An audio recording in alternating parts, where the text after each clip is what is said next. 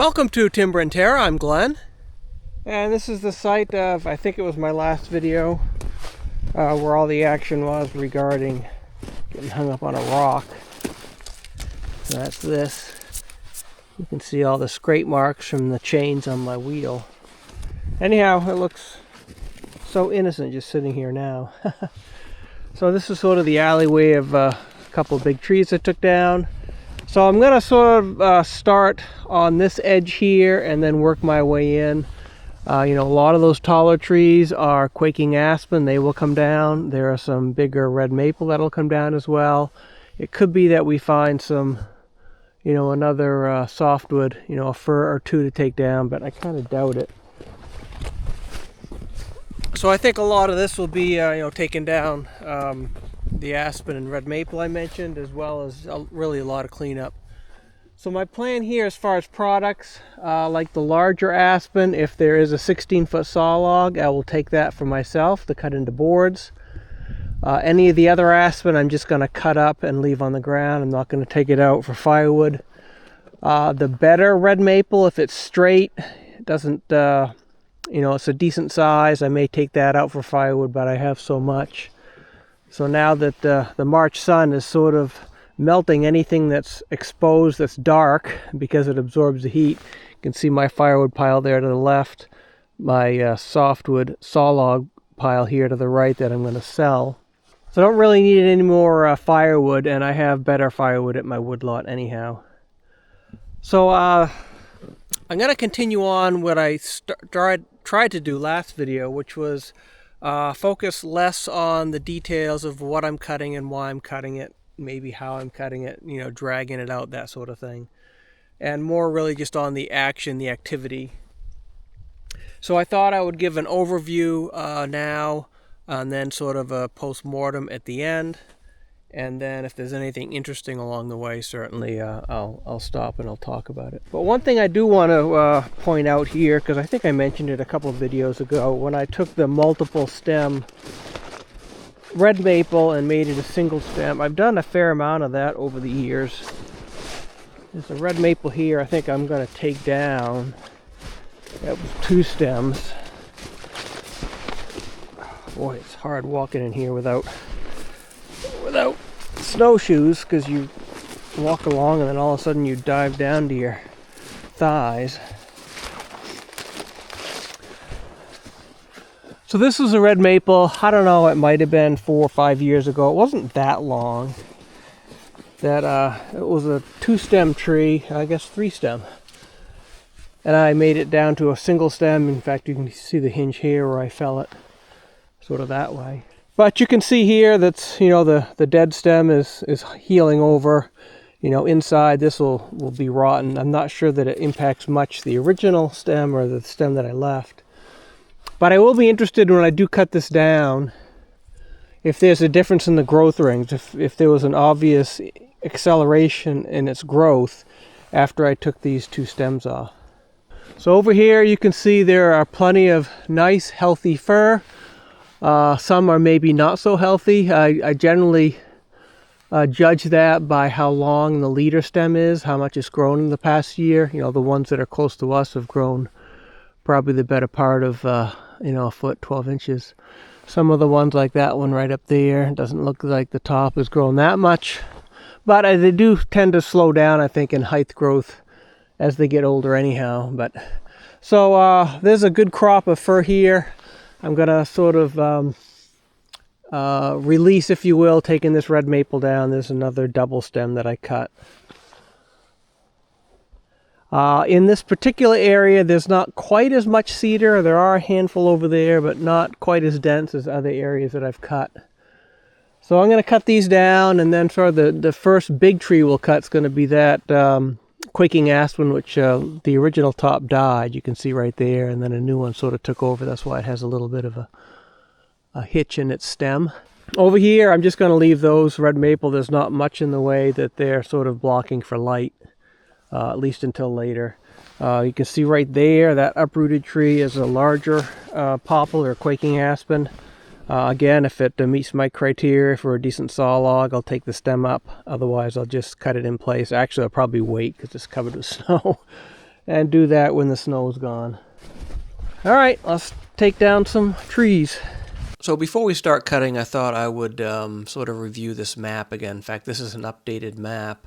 The roads really haven't changed, but the state atlas has been updated with a more recent Google map. So you can see my field here, for instance. Before, it showed all kinds of brush that at the time I hadn't cleaned up. Now it's sort of mowed every year. So we're in this area here. It's sort of a little bit of a triangle, I guess. So the first several videos, I basically had sort of bisected this, and I've taken out everything I want to for the most part here. So what we're concentrating on actually is sort of this small area here. Right here is where I had the issue last time with the tractor, getting hung up on the rock, and removed a bunch of trees right there. So we're in this area here. So as we go along and I continue to sort of move further here to the right, I may fall or remove trees this way or into this road, depending on what works out best.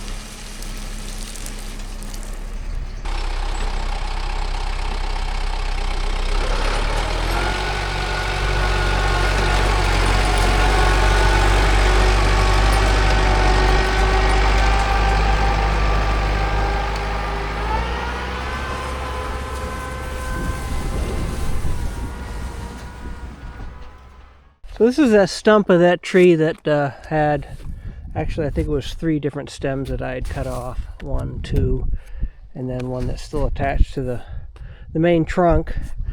I don't have my glasses on, but it certainly didn't slow down any. It's hard to see any obvious pickup, say 5 years ago, where the growth ring width or distance picked up. But I don't have my glasses on. Maybe it's easier to tell on camera. All right, the next one to come down is that big one. It's leaning in that direction. That's probably the best direction to go with it anyhow. I may take out 1 or 2 of these small fir on the way, but my plan is to sort of hug that tree. Probably will take some of the limbs off that larger fir and then land the crown sort of near where the other crowns landed.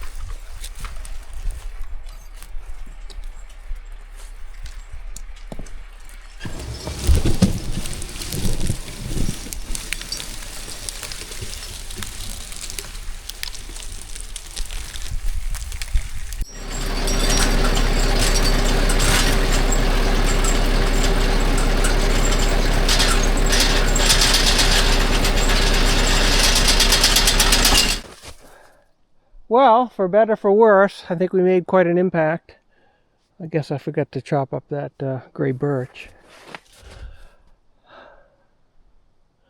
Boy, it's a nice day. A little on the sweaty side compared to what I've been used to most of this winter. It's in the 40s today.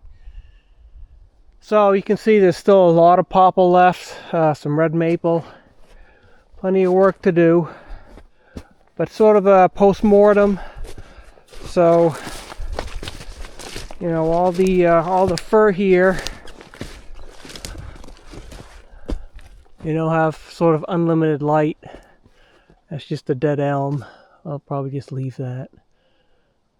See a nice white pine there. We'll go look at the base of that in a second. I think it's decent. It's not a great specimen, but it's one of the few that I have in this particular area, so I'll probably leave it. I did do some thinning of the fir, you know, the fir that was sort of suppressed, and you could tell it was old, but it wasn't really growing much. Plus, it was just too thick in here. In fact, there's probably a lot more over there I can thin out, but leave that for another day. This is the rest of that poplar. Even right there, it's probably 16, 18 inches in diameter.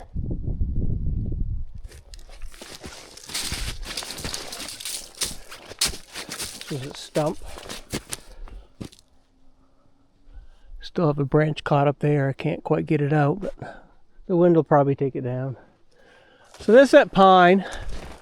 It is nice. I mean, it looks like, you know, at some point there'll be a clear 16-foot log there.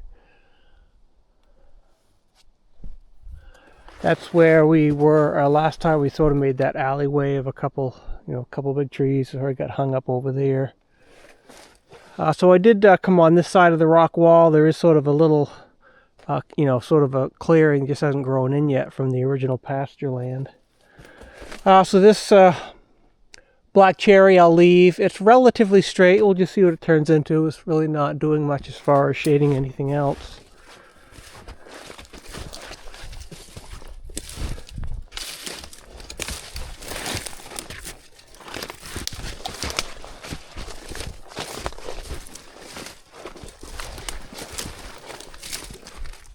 This fir I'll probably take down. I see a hole there, which is indication of some rot. May or may not be good as far as saw log goes. Yeah, see all that nice young fir coming in. All the ugly gray birch that needs to come out. This is a pasture spruce. This is white spruce. Got the large branches. You can see here years ago I trimmed these off. It's not going to really make a difference as far as commercially viable. It's not going to be accepted by a sawmill. I did cut some of this the last couple of years for my own use. I may do that again, but hopefully these guys can hold on long enough in the event that I do have a use for them.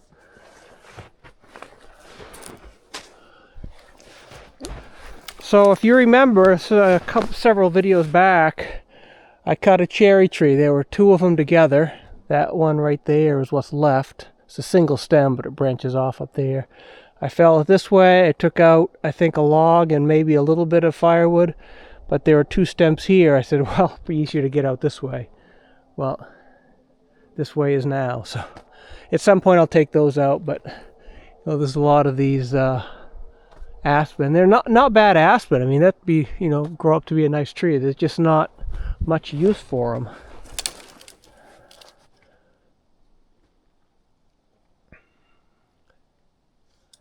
You know, one like this, which has multiple tops. I'll take that down. It's part of the thinning.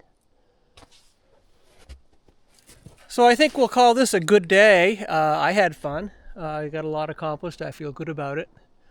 You know, the nature of the video, you know, what I chose to focus on is a little bit different than I think most of my videos. A little less talking, a little less of the details about, you know, pulling logs out, you know, cutting them, how to fell them, you know, what direction, I mean. Sort of that, to try to focus more on activity, action. So if you could provide some feedback as to whether you noticed a difference, whether you like it or not, or whatever. Anyhow, I appreciate you watching, and I do hope you stay tuned for future videos. Thank you.